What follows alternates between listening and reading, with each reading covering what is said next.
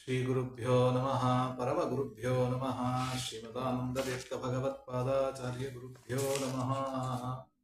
ಆಪದಾಮಪಹರ್ತಾರಂ ದಾತಾರಂ ಸರ್ವಸಂಪದಾಂ ಲೋಕಾಭಿರಾಮಂ ಶ್ರೀರಾಮಂ ಭೂಯೋ ಭೂಯೋ ನಮಾಮ್ಯಹಂ.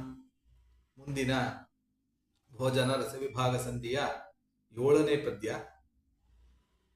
ಕಪಿಲ ನರಹರಿ ಭಾರ್ಗವತ್ರಯ ವಪುಷನೇತ್ರದಿ ನಾಸಿಕಾಸ್ಯದಿ ಶಫರ ನಾಮಕ ಜಿಹ್ವೆಯಲಿ ದಂತದಲ್ಲಿ ಹಂಸಾಖ್ಯ ತ್ರಿಪದಿಪಾದ್ಯ ಹಯಾಸ್ಯ ವಾಚ್ಯದೊಳ್ ಅಪರಿಮಿತ ಸುಖಪೂರ್ಣ ಸಂತತ ಕೃಪಣರೊಳಗಿದ್ದವರವರ ರಸ ಸ್ವೀಕರಿಸಿ ಕೊಡುವ. ಕಪಿಲ ನರಹರಿ ಭಾರ್ಗವತ್ರಯ ವಪುಷ. ಕಪಿಲ ನರಹರಿ ಭಾರ್ಗವತ್ರಯ ವಪುಷ. ಭಾರ್ಗವ ತ್ರಯ ವಪುಷ. ನೇತ್ರದಿ ನಾಸಿಕ ಆಸ್ಯದಿ ಶಫರ ನಾಮಕ ಜಿಹ್ವೆಯಲ್ಲಿ ದಂತದಲ್ಲಿ ಹಂಸಾಖ್ಯ ತ್ರಿಪದಿಪಾದ್ಯ ಹಯಾಸ್ಯ ವಾಚ್ಯದೊಳು ಅಪರಿಮಿತ ಸುಖಪೂರ್ಣ ಸಂತತ ಕೃಪಣರೊಳಗಿದ್ದು ಅವರವರ ರಸ ಸ್ವೀಕರಿಸಿ ಕೊಡುವ. ಪರಮಾತ್ಮ ನಾವು ಏನೇನು ಪದಾರ್ಥಗಳನ್ನ ತಿಂತೇವೆ ಅಂದ್ರೆ ಜೀವರಾಶಿಗಳು ಯಾವ್ಯಾವ ಪದಾರ್ಥಗಳನ್ನ ಸ್ವೀಕಾರ ಮಾಡ್ತಾರೆ, ಆಗ ಯಾವ್ಯಾವ ಇಂದ್ರಿಯಗಳು ಮುಖ್ಯವಾಗಿ ವ್ಯಾಪಾರ ನಡೆಯುತ್ತೆ, ಆ ಇಂದ್ರಿಯಗಳಲ್ಲಿ ಯಾವ್ಯಾವ ರೂಪಗಳಿಂದ ಭಗವಂತ ಇದ್ದಾನೆ ಅನ್ನೋದನ್ನ ದಾಸರಾಯರು ನಮಗೆ ತಿಳಿಸ್ತಾ ಇದ್ದಾರೆ. ಕಪಿಲ ನರಹರಿ ಭಾರ್ಗವ ತ್ರಯ ವಪುಷ. ಕಪಿಲ ರೂಪಿಯಾಗಿರ್ತಕ್ಕಂತಹ ಪರಮಾತ್ಮ. ನರಹರಿ ಅಂತಂದ್ರೆ ನರಸಿಂಹ ರೂಪಿಯಾಗಿರ್ತಕ್ಕಂತಹ ಪರಮಾತ್ಮ. ಭಾರ್ಗವ ಅಂತಂದ್ರೆ ಪರಶುರಾಮ ರೂಪಿಯಾಗಿರ್ತಕ್ಕಂತಹ ಪರಮಾತ್ಮ. ತಾನು ತ್ರಯ ವಪುಷ, ಈ 3 ದೇಹಗಳನ್ನ ಸ್ವೀಕಾರ ಮಾಡಿ, ತನ್ನ ಈ 3 ರೂಪಗಳನ್ನ ಸ್ವೀಕಾರ ಮಾಡಿ ಎಲ್ಲಿರ್ತಾನೆ? ನೇತ್ರದಿ ನಾಸಿಕ ಆಸ್ಯದಿ. ನೇತ್ರದಲ್ಲಿ ಪರಮಾತ್ಮ ಇರ್ತಾನೆ. ನೇತ್ರ ಅಂತಂದ್ರೆ ಕಣ್ಣುಗಳು, 2 ಕಣ್ಣುಗಳಲ್ಲಿ ಇರ್ತಾನೆ. ನಾಸಿಕ, ನಾಸಿಕ ಅಂತಂದ್ರೆ ಯಾವುದು? ಮೂಗು. ಮೂಗಿನಲ್ಲಿ ಪರಮಾತ್ಮ ಇರ್ತಾನೆ. ಇನ್ನು ಆಸ್ಯದಿ, ಆಸ್ಯ ಬಾಯಿ, ಬಾಯಿಯಲ್ಲಿ ಪರಮಾತ್ಮ ಇರ್ತಾನೆ. ಆಸ್ಯದಿ ಶಫರ ನಾಮಕ ಜಿಹ್ವೆಯಲ್ಲಿ. ಶಫರ, ಶಫರ ಅಂತಂದ್ರೆ ಮತ್ಸ್ಯರೂಪಿಯಾದಂತಹ ಪರಮಾತ್ಮ. ಮತ್ಸ್ಯನಿಗೆ ಶಫರ ಅಂತ ಹೆಸರು. ಶಫರ ನಾಮಕ ಜಿಹ್ವೆಯಲ್ಲಿ ಅಂದ್ರೆ ಈ ನಾಲಿಗೆಯಲ್ಲಿ ಮತ್ಸ್ಯರೂಪಿಯಾಗಿ ಪರಮಾತ್ಮ ಇರ್ತಾನೆ. ದಂತದಲ್ಲಿ ಹಂಸಾಖ್ಯ, ಹಂಸರೂಪಿಯಾಗಿರ್ತಕ್ಕಂತಹ ಪರಮಾತ್ಮ ದಂತದಲ್ಲಿ ಇರ್ತಾನೆ. ನೋಡಿ, ಇದೆಲ್ಲಾ ಇಂದ್ರಿಯಗಳು ಕೂಡ ಮುಖ್ಯವಾಗಿ ಪದಾರ್ಥಗಳನ್ನ ತಿನ್ನಬೇಕಾದ್ರೆ, ಭೋಗವನ್ನ ಮಾಡಬೇಕಾದ್ರೆ ಬೇಕಾಗಿರ್ತಕ್ಕಂತಹದ್ದು ತ್ರಿಪದಿಪಾದ್ಯ ಹಯಾಸ್ಯ. ತ್ರಿಪದಿ, ತ್ರಿಪದಿ ಅಂತಂದ್ರೆ ತ್ರಿಪದ ಗಾಯತ್ರಿ ಅಂತ ಇದೆ. ಗಾಯತ್ರಿ ಮಂತ್ರದಿಂದ ಪ್ರತಿಪಾದ್ಯ, ಅರ್ಥಾತ್ ಸಮಸ್ತ ವೇದಗಳಿಂದ ಪ್ರತಿಪಾದ್ಯ ಅಂತ. ಗಾಯತ್ರಿ ಅಂತಂದ್ರೆ ಗಾಯತ್ರಿಯಿಂದ 3 ಪಾದಗಳನ್ನ ಹೊಂದಿರತಕ್ಕಂತಹ ಪುರುಷ ಸೂಕ್ತ ಗ್ರಾಹ್ಯ.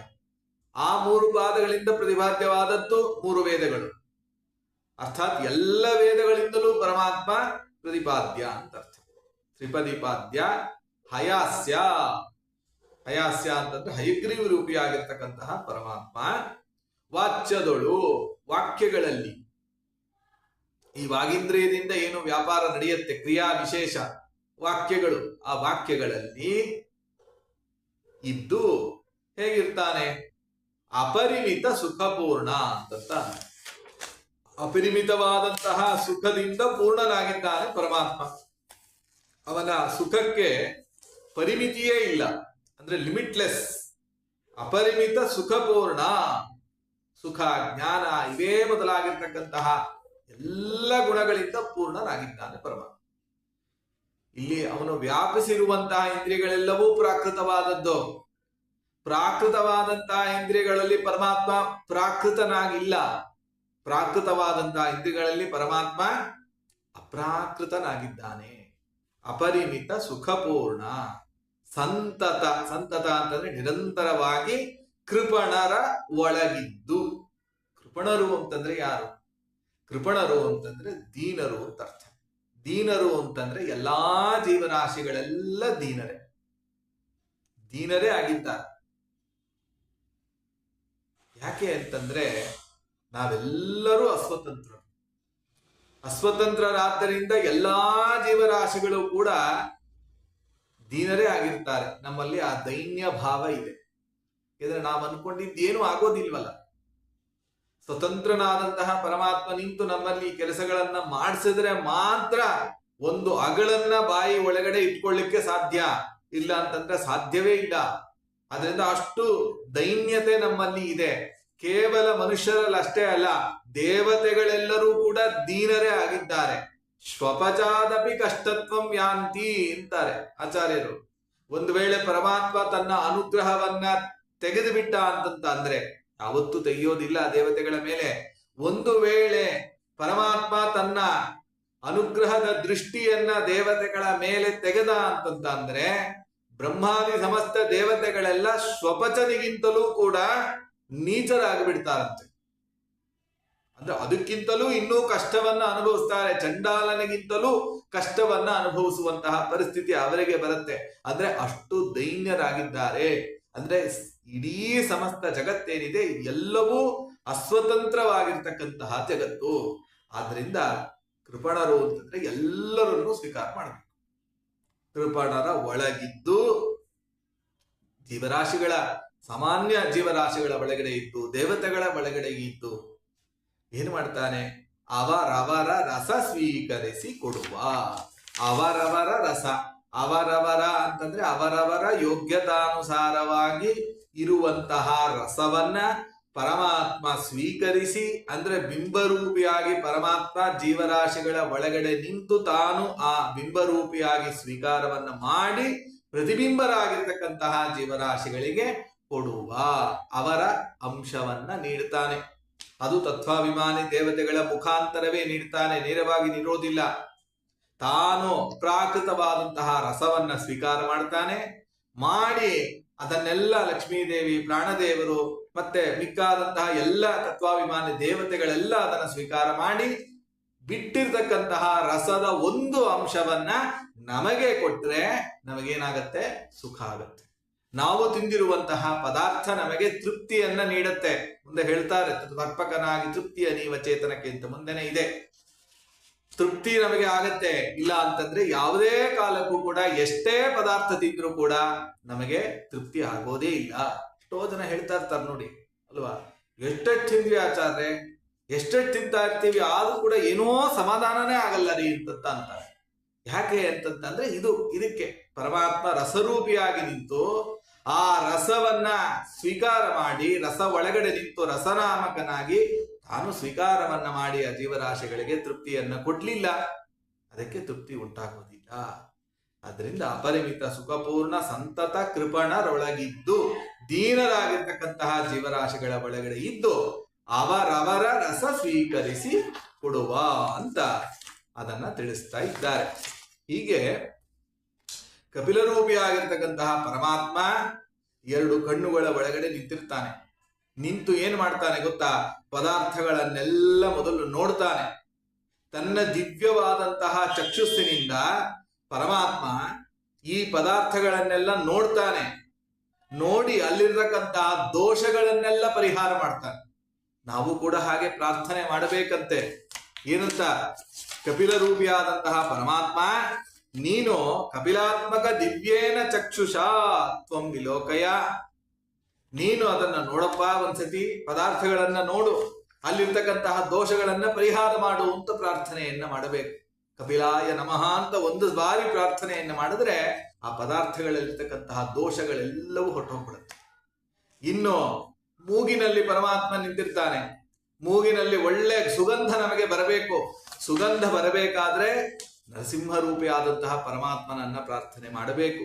ನೃಸಿಂಹಾತ್ಮಕ ರೂಪೇಣ ದಿವ್ಯ ಘ್ರಾಣೇಂದ್ರಿಯೇಣ ತು ತದ್ವಸ್ತು ನಿಷ್ಠ ಗಂಧಂ ಚ ದಿವ್ಯ ಮಾಜಿಘ್ರ ಚಿನ್ಮಯ ಅಂತ ನರಸಿಂಹರೂಪಿಯಾದಂತಹ ಪರಮಾತ್ಮ ನಿನ್ನ ದಿವ್ಯವಾದಂತಹ ಜ್ಞಾನೇಂದ್ರಿಯದಿಂದ ಆ ವಸ್ತುವಿನಲ್ಲಿರ್ತಕ್ಕಂತಹ ಸುಗಂಧವನ್ನ ನೀನು ಸ್ವೀಕಾರ ಮಾಡು ಅಂತ ಪ್ರಾರ್ಥನೆಯನ್ನು ಮಾಡಬೇಕು. ಮಾಡಿದಾಗ ಪರಮಾತ್ಮ ಸ್ವೀಕಾರ ಮಾಡಿ ಒಳ್ಳೆ ಸುಗಂಧವನ್ನ ನಮ್ಮ ಮೂಗಿಗೆ ಬರುವ ಹಾಗೆ ಮಾಡ್ತಾನೆ. ಇಲ್ಲ ಅಂತಂದ್ರೆ ಮೂಗಿಗೆ ಆ ವಾಸನೆನೇ ಬಡಿಯೋದಿಲ್ಲ. ಯಾವಾಗ ಮೂಗಿಗೆ ವಾಸನೆ ಬರೋದಿಲ್ಲ ಆವಾಗ ಪದಾರ್ಥವನ್ನ ತಿನ್ನಬೇಕು ಅಂತಾನೆ ಅನ್ಸೋದಿಲ್ಲ. ಅದರಿಂದ ನರಸಿಂಹರೂಪಿ ಆಗಿರ್ತಕ್ಕಂತಹ ಪರಮಾತ್ಮ ಮಾಡುವಂತಹ ವಿಶೇಷವಾದ ಅನುಗ್ರಹ. ಇನ್ನು ರಾಮರೂಪಿಯಾಗಿ ಪರಮಾತ್ಮ ಎಲ್ಲಿದ್ದಾನೆ? ಬಾಯಿಯಲ್ಲಿದ್ದಾನೆ. ಬಾಯಿಯಲ್ಲಿದ್ದು ಆ ಪದಾರ್ಥಗಳನ್ನ ಈ ಬಾಯಿಯ ಒಳಗಡೆ ಹೋಗೋ ಹಾಗೆ ಮಾಡ್ತಾನೆ.